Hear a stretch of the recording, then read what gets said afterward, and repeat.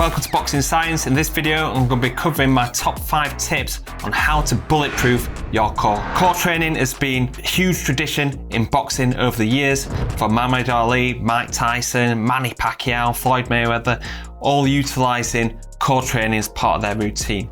However, doing thousands of sit-ups are a thing of the past. Because of the lower back injuries, the kyphotic nature, core training can be a lot more functional. And in this video, I'm going to be sharing the reasons why we need to be focusing on core training and easy ways to be putting this into your strength and conditioning program. So back in 2014, I did my master's dissertation when I created, with Alan Ruddock, the Boxing Science Testing Battery. With this, we looked at correlations between physical contributors towards the punching action. So this were jumping, this were press-ups, this were sprinting, but we also looked at lean muscle mass and segmental analysis. So how much muscle is in your legs and in your arms and also in your trunk. And what we found was the biggest physical contributor towards the punching action was lean mass of the trunk. And the main reason why this is because of the kinetic chain sequencing, the rotational action of the trunk during a punching action. So this has been a huge factor in our training methods of the past 10 years, because we know that lean muscle mass of the trunk is the biggest contributor towards a punching action. Recently, we've been looking at isometric rotational strength and how that contributes towards a punching action. Now, what we're seeing is very early data is higher correlations of rotational strength towards the punching action. So we do isometric pull-off press, we measure this with the Val Dynamo device, and we correlate this with performance on landmine punch throw. Been doing this data over about 50 data sets now, and we're seeing correlations of anywhere between 0.7 to 0.9. So this is a highly strong piece of data. We need to make sure that we're getting strong in our core in terms of rotation, and also we need to retain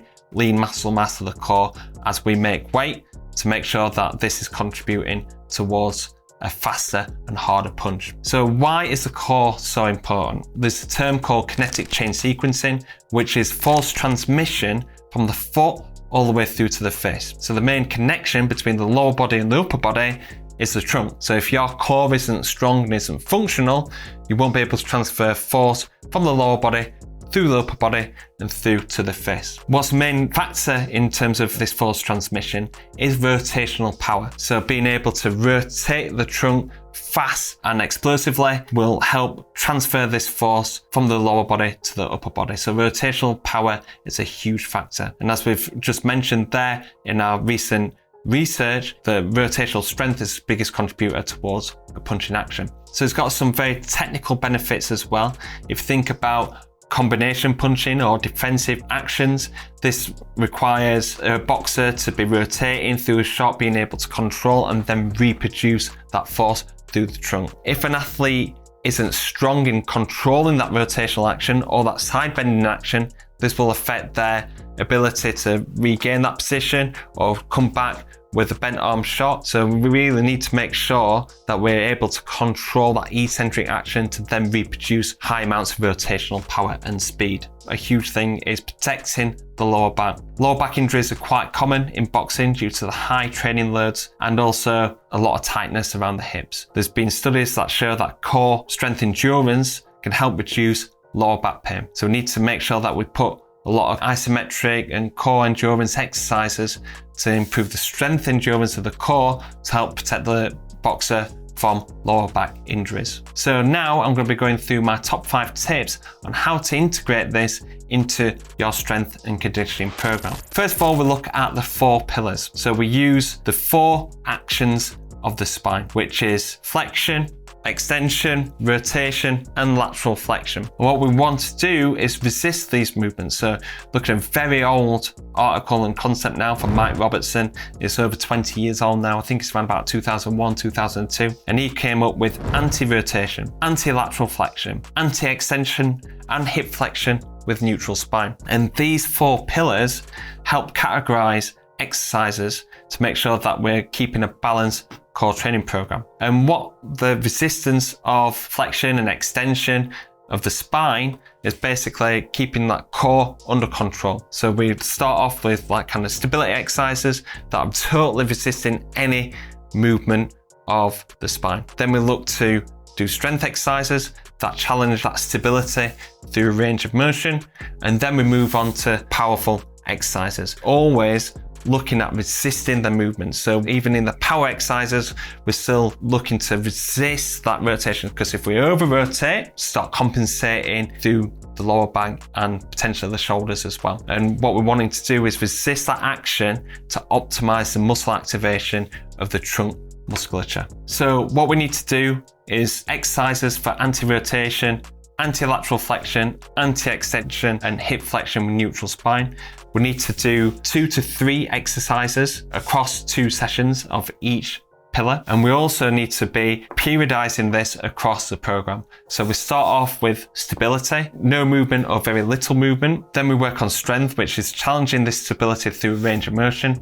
And then as we get closer to the fight, this is where we work on our power exercises, which is challenging the ability to control and reproduce force in a very explosive action. Frequency and volume. So how many exercises do we need to do in a session and across a training week? At Boxing Science, we program mostly 2 strength and conditioning sessions a week, and we look to integrate 4 to 5 core exercises per workout. We look to do one with the main lift, so in between a trap bar deadlift or back squat, we look to supplement that with a core exercise. This helps increase trunk activation whilst doing the heavy compound lift. And then as we get towards the back end of the session, we'll do a core circuit, which consists of 2 to 3 exercises. And then we finish with an isometric action. So an isometric hold, such as the supine core hold or core hold on the GHR. So that's how we integrate it into a session.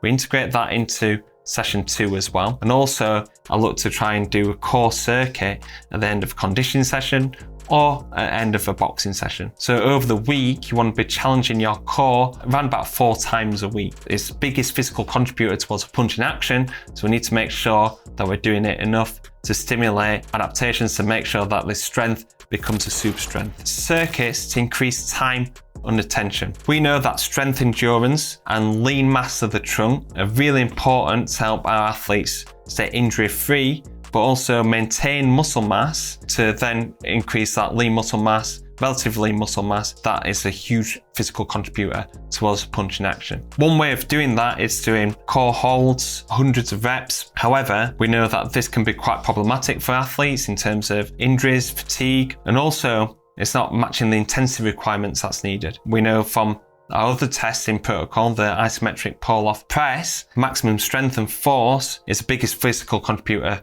towards fast and hard punch. So we need to make sure that in our exercises that we're not doing hundreds of reps. We want to keep the volume shorter to maintain that high intensity, so high force output. Less reps, but we do it in a circuit format to increase that time under tension. After a boxing session and conditioning session, we look to do a series of 4 exercises, do these back to back to increase that time under tension of the core musculature. This will help retain that muscle mass as an athlete is making weight, and also improve strength endurance to protect boxers from lower back injuries. Make sure that you're building intensity into your core training exercises. So we just alluded to it then, the importance of intensity and high forces, because we know that on an isometric pull-off press, higher strength values that an athlete can produce, the more likely that they're going to be able to punch faster and harder. We need to make sure our athletes are being exposed to high forces during core training exercises. This is quite difficult because a lot of them are done in body weight or done with light weights. So there's a few different things that you can do. Isometrics are a fantastic exercise to use, such as isometric pull-off press, doing it against the wall, and also doing like supine holds, but doing this with band variations rather than doing it with weight. Doing it on GHR where we're holding that sit-up position, pulling down on the band around the chest to make sure that athlete is creating high amounts of tension through the trunk. And also you can do Swiss ball squeezes, which is holding a Swiss ball, supine position, legs at 90 degrees, and you're trying to push against the ball with your arms and knees at the same time. And this is high amounts of force for a very short amount of time. These little tweaks to these exercises can help increase intensity and force outputs in your core training exercises. Okay guys, so that's the end of this video. 5 ways to bulletproof your core. Thank you very much for watching. If you're not subscribed yet, hit that subscribe button so don't miss out on any future content. And if you've got any questions or comments or anything that you want us to cover on the Boxing Science YouTube channel, please leave them in the comment box below. And if you're not seeing any of our programs yet, go and check out the Boxing Science website, boxingscience.co.uk, where you can access your first purchase for 50% discount using this code below, Boxing Science 50. And also we've got our Train Like a Champion membership where you can access the Blueprint to Elite Performance, just £19.99 a month. All the details are in the description below. Thank you very much for watching. Hopefully see you in the next video at Boxing Science.